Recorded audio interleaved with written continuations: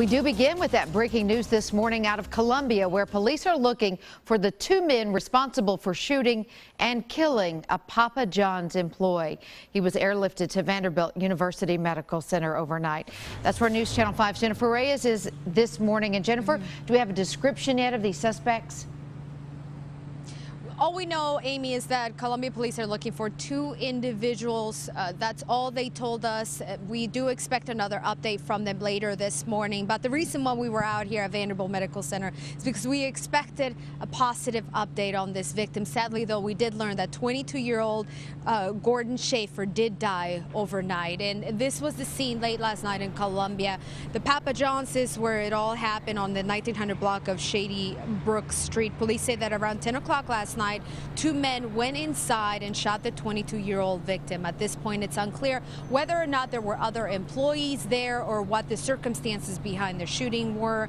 But Colombia police do have surveillance video of this incident, so they're hoping that will help them determine exactly who these two individuals are, who, by the way, they think that these two people were also responsible for other criminal acts that were happening in the area, including a robbery that took place at a Dollar General store not too far from that Papa John's Pizza.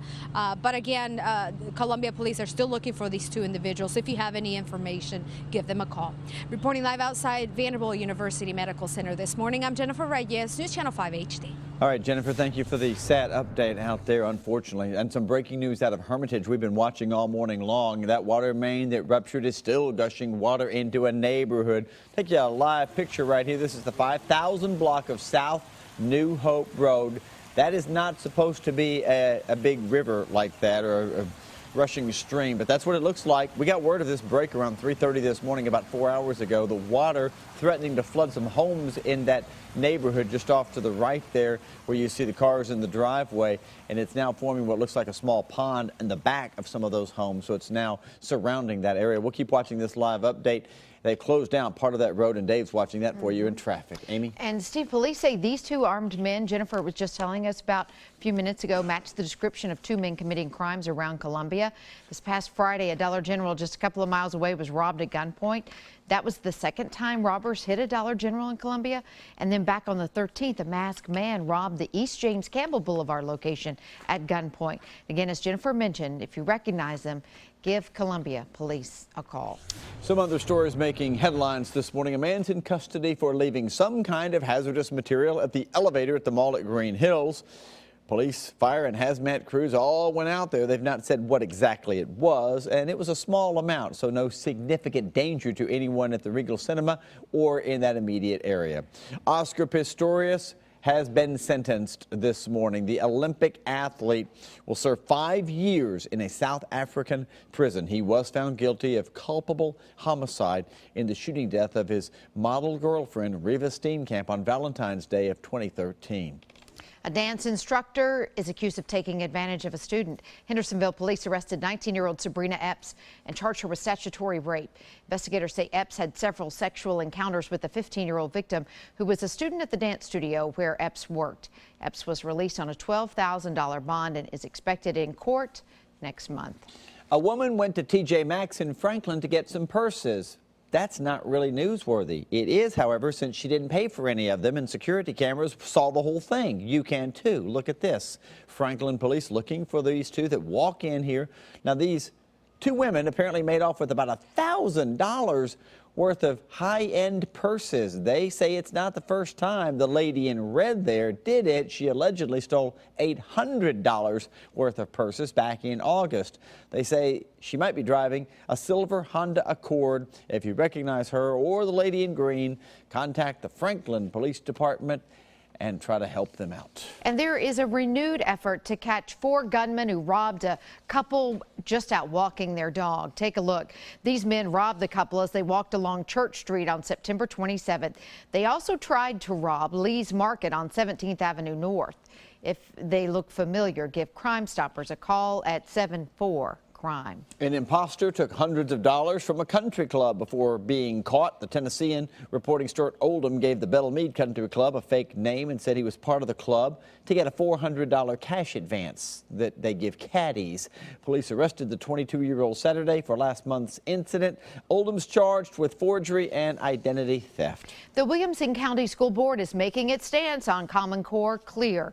At a packed meeting last night, school board members voted unanimously for a resolution formally opposing the standards. Several parents addressed the board before the vote. This comes after a passionate discussion during last Thursday's work session, which lasted 5 hours. The resolution won't change a lot because state standards will still apply. However, it does in effect give more local control to the school system. The standards are still set by the state of Tennessee, and we abide by the standards that they set forth. However, we were voicing our opinion that we would prefer more local control over our standards, and we hope that that message 12-0, that vote, that message will come loud and clear to them that we prefer local control over our standards. And the board also voted to extend the public comment period at board meetings and to adjust pay for school bus drivers. Both issues will be voted on once more before they are made official. And tonight, parents will have a chance to hear about and be heard on the topic of priority schools. Parents can talk with Metro Schools Director Dr. Jesse Register about the East Nashville cluster. That meeting starts 5:30 at Madison Middle School. That's at 300 West Old Hickory Boulevard. As if parents don't have enough to worry about, guess what? Heroin is making a comeback and posing some new dangers for young people and even for police. The TBI is giving handheld auto injectors to agents. They're filled with an antidote for opioid overdoses. It's called Esvio, and it comes as crime labs have found heroin laced with fentanyl. The drug can be lethal if it's inhaled too much or absorbed too much through the skin. Bottom line, this is something very serious that folks in law enforcement are starting to take notice of, because there's an increased opioid overdose situation happening not only here in Tennessee, but really this is something that law enforcement departments are seeing across the country. TBI agents will be trained on the proper policies and procedures on just how to use those injectors. And happening today, a new pedestrian bridge in downtown Nashville, one step closer to becoming a reality.